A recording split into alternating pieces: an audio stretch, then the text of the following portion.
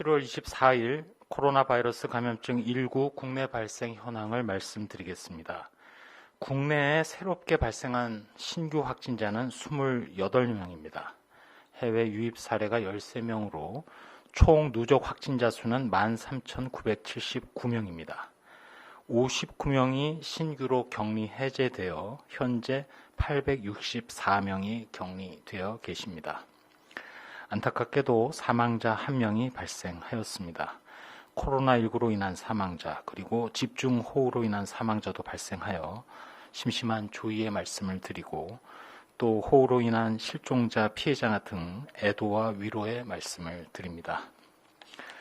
국내 발생 현황을 자세히 말씀드리겠습니다. 서울 강서구에 소재한 강서중앙데이케어센터와 관련해서 이용자 1명이 추가로 확진됨으로써 누적해서 총 21명을 발견하였습니다. 강서중앙데이케어센터와 관련해서는 확진자 중에 2명이 지난 7월 초에 경기도 부천시에 소재한 성민빌딩에 방문한 것이 확인됨으로써 관련해서 문자를 발송하여 성민빌딩에 7월 1일부터 7월 23일 사이에 방문한 분들의 경우는 증상 유무와 관계없이 검사를 받으시도록 요청드립니다. 다음으로 서울 강남구 사무실과 관련해서 확진자의 지인 중 1명이 확인됨으로써 현재까지 총 26명의 누적 확진자가 발견되었습니다. 서울 송파구 사랑교회와 관련해서는 교인 136명에 대한 검사를 완료하였습니다. 이 중 10명이 추가로 확진되어서 총 누적 확진자가 18명입니다. 경기도 포천시에 주둔한 군부대와 관련해서 교회 종교 행사에 참석했던 병사 4명이 추가로 확진됨으로써 추가 확진자는 총 21명입니다. 종교 행사 중 파악된 위험 요인으로는 마스크 착용이 미흡했고 찬송가 부르기 등 수칙이 제대로 이행되지 않았습니다. 광주 일가족과 관련해서 2명이 추가로 확진됨으로써 누적 확진자는 총 9명입니다. 다음은 해외 유입 관련해서 설명드리겠습니다. 해외 유입 확진자는 13명으로 검역 단계에서 3명이 확인되었고 입국 후에 지역사회에서 자가격리 중에 10명이 확인되었습니다. 국적별로는 우리나라 국민이 이 중 6명입니다.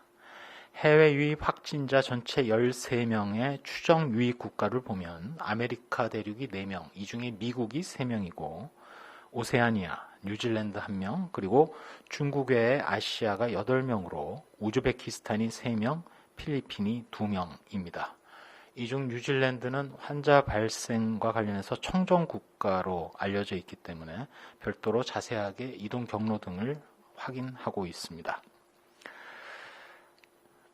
저희 중앙방역대책본부에서는 지난 7월 8일 부산항에 입항했던 러시아 국적의 원양어선 PERT호 1호에 대해서 지난 7월 8일에 승선 검역을 실시한 결과는 당시 특이사항은 없었지만 7월 8일 입항 이후 여러 번 선박 수리를 위하여 승선했던 선박 수리공이 7월 23일 확진됨에 따라 해당 선박의 선원 총 94명 전원에 대한 전수검사를 실시한 결과 이 중 32명이 양성으로 확인되었고 나머지 62명은 현재까지 음성입니다.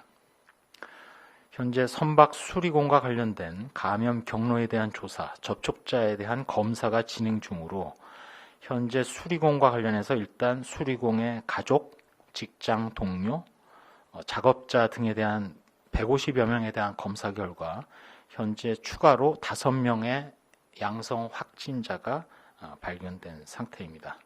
지금 말씀드린 32명 그리고 추가로 5명과 관련해서는 오늘 집계에 포함되어 있지는 않습니다.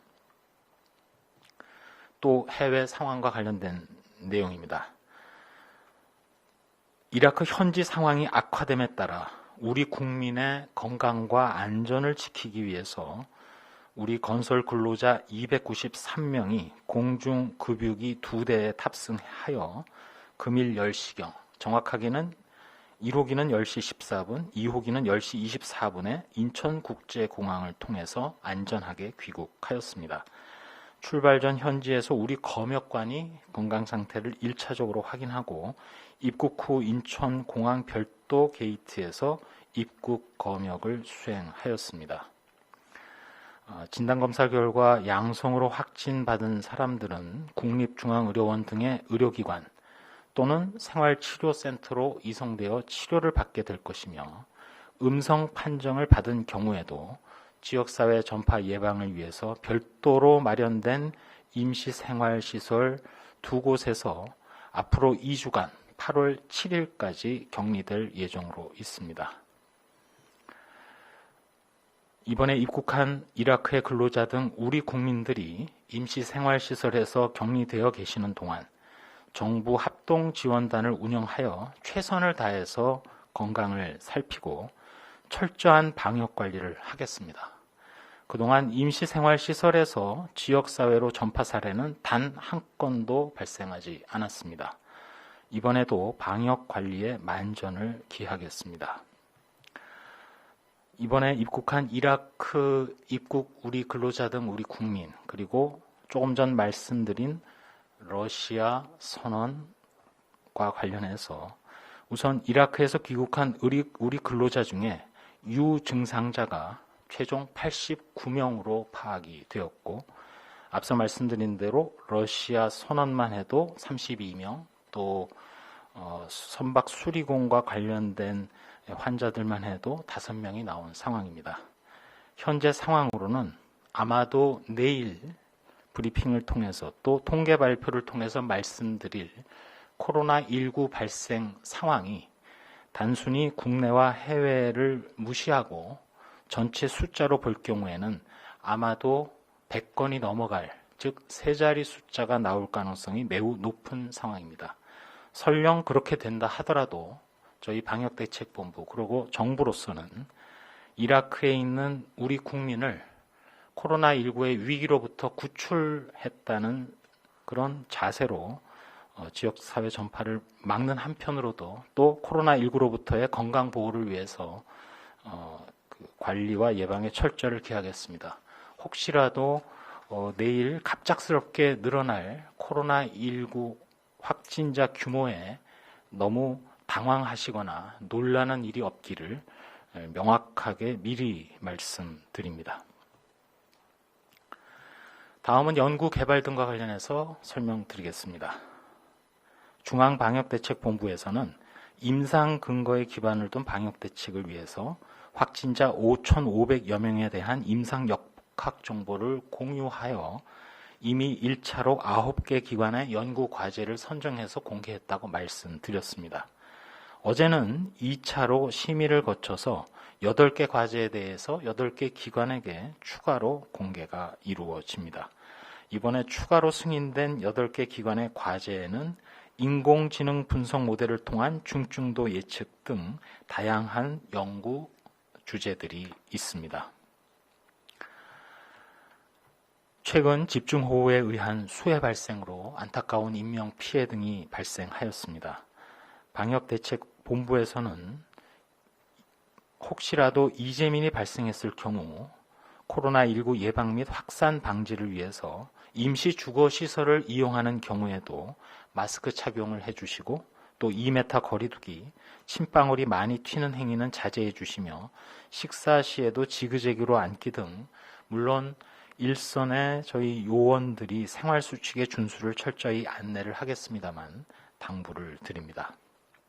감염병과 관련해서 어제 전국에 1번 내염 경보가 발령되었습니다. 모기 감시 결과 이번에 집중호우 피해가 큰 부산 지역에 1번 내염 매개 모기인 작은 빨간집 모기가 일정 수준 이상으로 채집됨에 따라서 경보가 발령되었습니다. 주변에 1번 내염 바이러스에 노출될 가능성이 매우 높다는 의미입니다.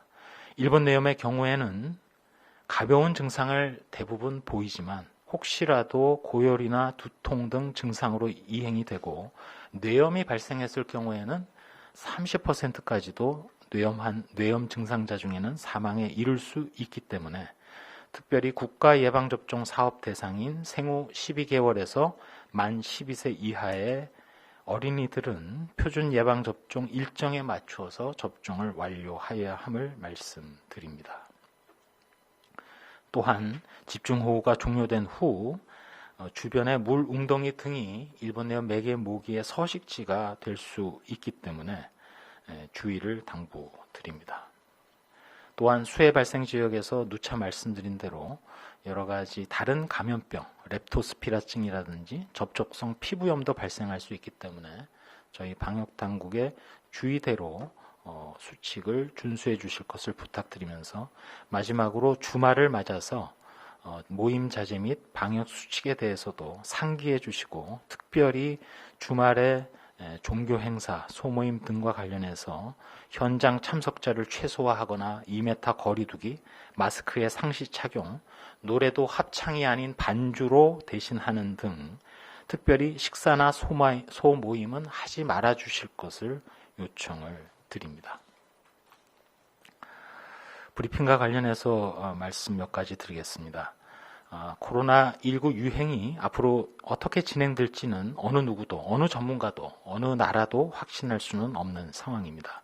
20세기 이후에 발생한 그 어떤 감염병 대유행을 반추해 보더라도 코로나19와 같은 사례를 찾기가 어렵습니다. 1918년에 소위 스페인 독감, 2009년에 경험했던 신종 플루와도 양상이 다릅니다. 우리 모두는 물론 전 세계가 거의 100년 만에 큰 도전을 맞았습니다. 유행 감소에 영향을 주는 치료제 개발이나 전파를 막아주는 백신의 개발, 접종도 사실은 내일의 일입니다.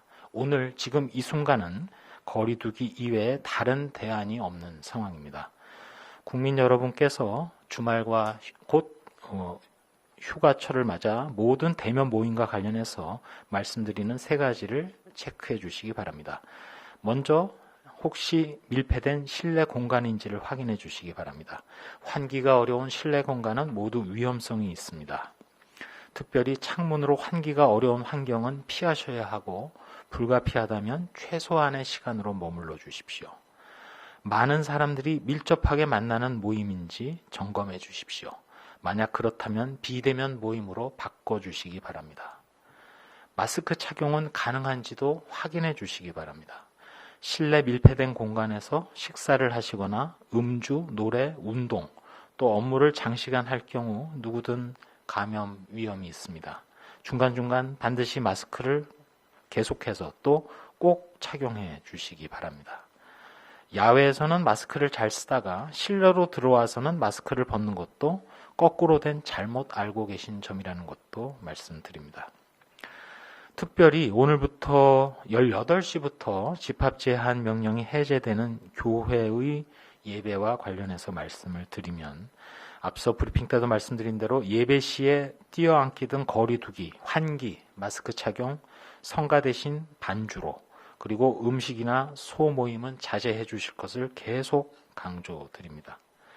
자율적으로 생활 방역을 하게 되더라도 절대로 코로나 발생 이전과 같이 돌아갈 수는 없습니다. 우리 사회가 만약에 코로나19 이전의 생활 습관으로 돌아간다면 설령 그러실 리도 없지만 언제든 지난 2, 3월 대구 경북에서 경험했던 집단 감염을 똑같이 반복해서 당할 수 있습니다. 최근 이태원 유흥시설을 중심으로 해서도 다시 경험을 했었고 주변의 많은 나라들이 감염이 폭증하고 있다는 것으로도 매일 확인할 수 있습니다. 지금 이 순간에 작은 실천, 즉 거리 두기와 마스크 착용, 생활방역 수칙에 충실하다면 오늘이 안전하고 또 내일의 행복과 내일의 달라진 일상이 보장이 됩니다. 방심하고 소홀히 한다면 미래의 불행을 오늘 초대하는 격입니다. 다시금 방역 수칙 준수를 부탁드립니다. 이상입니다.